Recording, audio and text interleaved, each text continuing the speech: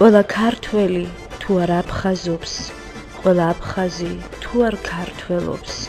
შენ ჩემო დიდო ციხე დარბაზო, ასე ძვირფასო, ასე ნათელო უნდა დაიქცე,